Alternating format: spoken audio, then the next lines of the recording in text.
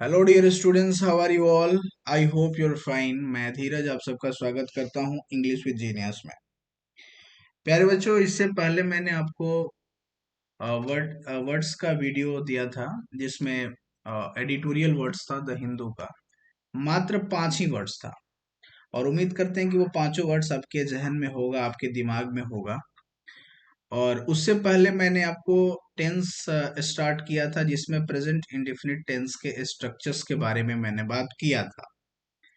उम्मीद करता हूं कि ये सभी वीडियोस आपको बहुत मदद पहुंचा रही होंगी और इससे आपका नॉलेज बढ़ रहा होगा।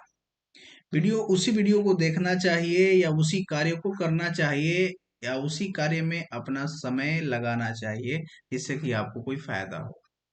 आप वीडियो देख रहे हो और उससे कुछ फायदा नहीं है तो कोई फायदा नहीं है आपके जीवन में, चाहे वो कितना भी इंटरेस्टिंग हो। उससे आपको पर्सनली फायदा हो रहा है कि नहीं, ये मैटर करता है। और ये वीडियो मैं आपको स्पेशल रूल के ऊपर ला रहा हूँ जिसमें हम सिंपल प्रेजेंट या प्रेजेंट इंडेफिनिट टेंस के स्पेशल रूल के बारे में बात करेंगे। चाहे हम बात करें एसएससी की, चाहे हम बात करें बैंकिंग की, चाहे हम बात करें एनडीए की, चाहे हम बात करें एनी कम्पिटिटिव एग्जामिनेशन की जिसमें इंग्लिश पूछा जाता हो और उसमें टेंस ना पूछा जाता हो, उसमें स्पेशल रूल ना पूछा जाता हो, ऐसा नहीं है। तो इसलिए ये टॉपिक बहुत महत्वपूर्ण है और बहुत सारे बच्चे टेंस पढ़ने के बावजूद भी ये स्पेशल रूल नहीं जान पाते हैं। तो उन सभी बच्चों के लिए चलिए अब स्टार्ट करते हैं पढ़ाना। सबसे पहला हमारा रूल क्या है? To show habitual action. हम जब कभी अपना हैबिचुअल एक्शन दर्शाते हैं, हैबिचुअल एक्शन का मतलब क्या होता है? जो आजकल हमारा हैबिट बन चुका है, जो काम आजकल मैं डेली बेसिस पर कर रहा हूं, उसी को हम हैबिचुअल एक्शन बोलते हैं। जैसे मैं डेली चाय पीता हूं, आई टेक टी डेली। मैं डेली एक्सरसाइज करता हूं, आई डू एक्सरसाइज डेली। मैं रोज इंग्लिश पढ़ाता हूं, आई टीच इंग्लिश डेली। तुम रोज वीडियो देखते हो, यू वॉच वीडियो डेली। सो तुम जो रोजमर्रा के जीवन में आजकल जो तुम कर रहे हो उसी को हैबिचुअल एक्शन बोला जाता है। जैसे she goes to park daily, वो रोज पार्क जाती है। ही टीच इंग्लिश, वो इंग्लिश पढ़ाता है। ये सब उन लोगों का क्या है? ये एक्शन है, हैबिचुअल एक्शन है, डेली रूटीन में वो शामिल है। अब जब हम बात कर रहे हैं, जैसे कि आप बैठे हुए और आपसे कोई पूछा आप कल क्या आजकल क्या कर रहे हो, सो आप बोलोगे कि मैं गवर्नमेंट एग्जाम की तैयारी करता हूँ। अब बात करते वक्त तो आप नहीं कर रहे हो, बात करते वक्त तो आप बात कर रहे हो, लेकिन आजकल का आपका रूटीन क्या है? आप प्रिपरेशन कर रहे हो ना। मैं मुझसे कोई पूछेगा तो मैं वीडियोस बना रहा हूँ, मैं वीडियोस बनाता हूँ बच्चों के लिए, जो बच्चे गवर्नमेंट एग्जाम की तैयारी करते हैं। तो मैं इंग्लिश, कम्पिटेटिव इंग्लिश की मैं वीडियो बनाता हूँ। तो जो आजकल का आपका रूटीन है उसको दर्शाने के लिए हम लोग प्रेजेंट इंडेफिनिट, और आप सबको पता है कि प्रेजेंट इंडेफिनिट का स्ट्रक्चर क्या होता है? Subject plus V1 V5 plus object. और ये भी पता है सबको कि किसके साथ V1 लगता है और किसके साथ V5 लगता है। चलिए आगे बढ़ते हैं। दूसरा रूल है हमारा है टू शो अराइवल और डिपार्चर। किसी के आगमन या किसी के प्रस्थान को दिखाने के लिए जो एक्सक्लेमेटरी वे में होता है, एक्सक्लामेशन के साथ होता है, स्ट्रॉन्ग फीलिंग के साथ दिखाया जाता है, वहां पर हम लोग प्रेजेंट इंडेफिनिट का इस्तेमाल करते हैं। जहां पर हियर और देयर शामिल होता है। जैसे यहाँ पर मैंने एक सेंटेंस लिखा हुआ है, हियर ही कम्स लो, वह आ गया। मैंने क्या बोला? हिंदी लो, वह आ गया। तो ये तो प्रेजेंट इंडेफिनिट में नहीं बोल रहा हूं मैं, लेकिन फिर भी इस बात को बोलने के लिए एक्सक्लेमेशन के साथ आपको प्रेजेंट इंडेफिनिट का ही इस्तेमाल करना। देयर वॉज द बस, लो बस चली गई। सो यहाँ पर हम लोग स्ट्रॉन्ग फीलिंग के साथ इन दोनों सेंटेंसेस को बोल रहे हैं। मान लीजिए कि किसी सेलिब्रिटी को आप वेट कर रहे हैं, बहुत सारे लोग हैं, सारा ऑडियंस जो है वो चिल्ला रहा है, उस सेलिब्रिटी की बात कर रहा है कि वो कब आएगा। तभी ऑर्गेनाइजर बोला लो, वो आ गया। Here he comes, here Shahrukh comes, लो शाहरुख आ गए। सो जो काम अभी होने वाला है और उसको एक्सक्लेमेटरी तरीका से कहना है, तो उसके लिए हम लोग प्रेजेंट इंडेफिनिट का इस्तेमाल करते हैं। और अराइवल और डिपार्चर को मेनली दिखाने के लिए प्रेजेंट इंडेफिनिट टेंस का इस्तेमाल करते हैं। तीसरा है टू शो यूनिवर्सल ट्रूथ, जो सच्चाई है, जो पूरे दुनिया में एक समान है, जो जिसको इंसानों ने मान रखा है, वो यूनिवर्सल ट्रूथ है। और उसके लिए भी हम लोग प्रेजेंट इंडेफिनिट का इस्तेमाल करते हैं। पहले oil floats on water, oil तेल होता है जो क्या होता है, पानी के ऊपर तैरता है। तो ये तो सच्चाई है, ये तो यूनिवर्सल ट्रूथ है। हर एक जगह, each and everywhere we can see that oil floats on water. और दूसरा सेंटेंस है हमारा, the sun rises in the east, सूर्य पूरब में उगता है। अब यहाँ पर थोड़ा सा कॉन्ट्राडिक्शन है। दैट इज डियर स्टूडेंट कि अभी तक तो हम जानते हैं कि सूर्य के चारों तरफ पृथ्वी घूमती है, अब पृथ्वी चक्कर लगाती है।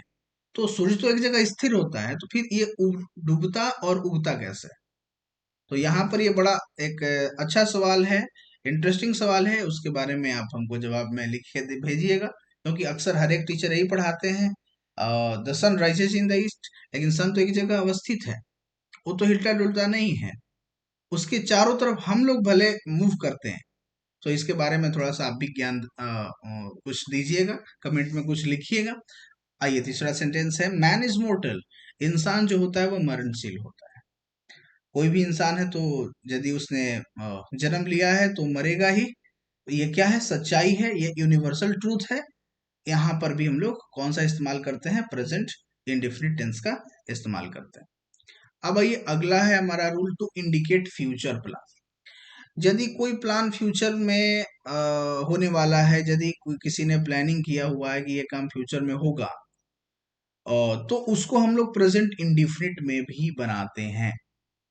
वह अगले साल मुंबई जाएगा, तो हम इस तरह से बना सकते हैं कि he will go to Mumbai next year. लेकिन हम उसको प्रेजेंट इंडिफिनिट में भी बना सकते हैं। हम अपने फ्यूचर प्लान को प्रेजेंट इंडिफिनिट में भी कह सकते हैं। I go to Mumbai next week, मैं अगले सप्ताह मुंबई जाऊंगा। इसका हिंदी क्या हुआ, मैं अगले सप्ताह मुंबई जाऊंगा। ये फ्यूचर प्लान है हमारा, और इस फ्यूचर प्लान को हम किस टेंस में बना रहे हैं, प्रेजेंट इंडेफिनिट टेंस में बना रहे हैं।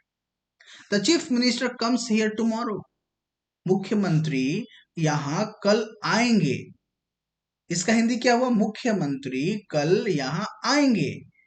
लेकिन यहां पर बनाया किस टेंस में गया है, प्रेजेंट इंडेफिनिट टेंस में बनाया गया है।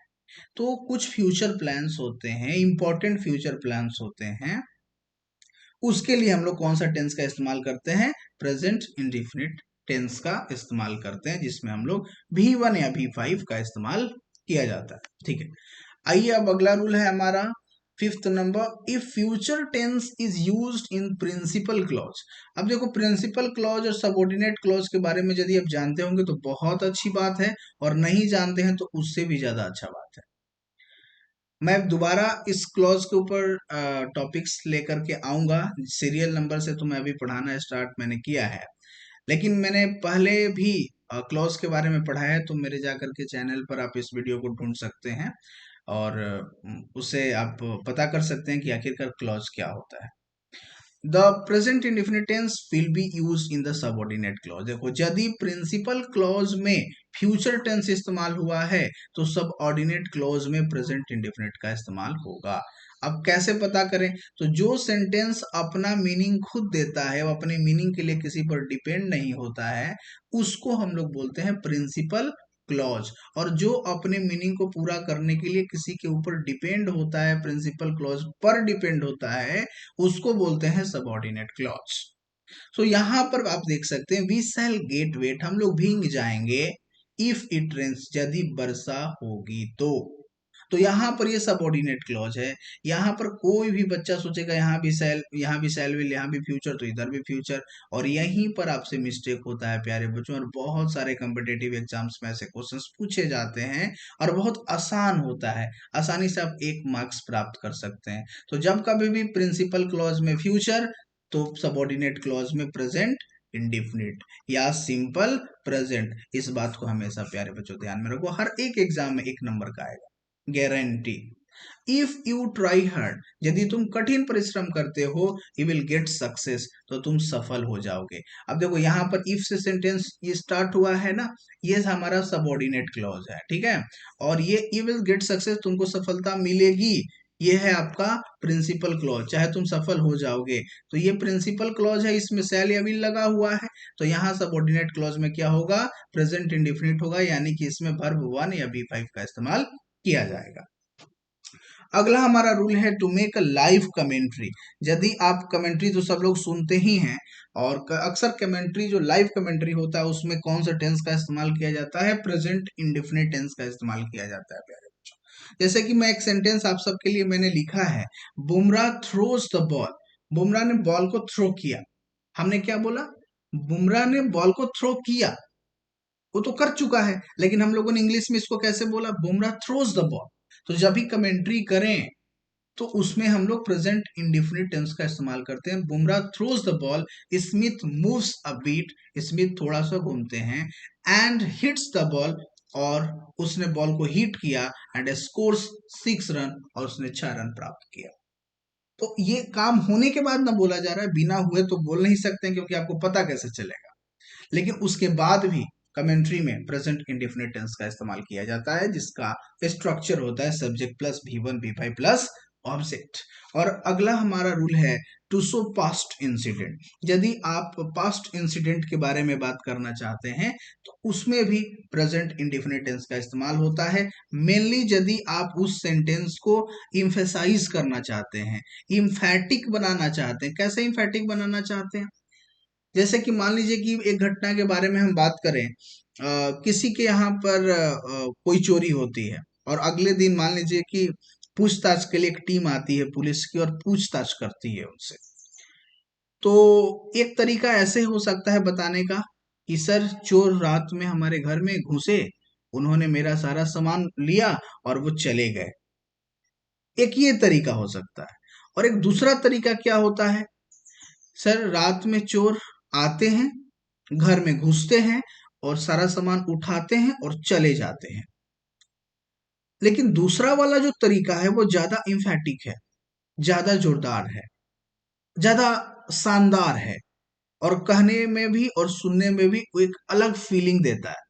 तो जब कभी भी हम पास्ट इंसिडेंट को बताना चाहते हैं और इम्फैटिक तरीका से, तो हम लोग उसको प्रेजेंट इंडेफिनिट में कन्वर्ट कर सकते हैं, बदल सकते हैं। जैसे a gang of robbers attacks the village last night. डकैतों का समूह लास्ट नाइट यानी पिछली रात गांव पर हमला करता है, किया था, लेकिन यहां पर है अटैक्स, तो उसको इम्फैटिक बनाया जा रहा है।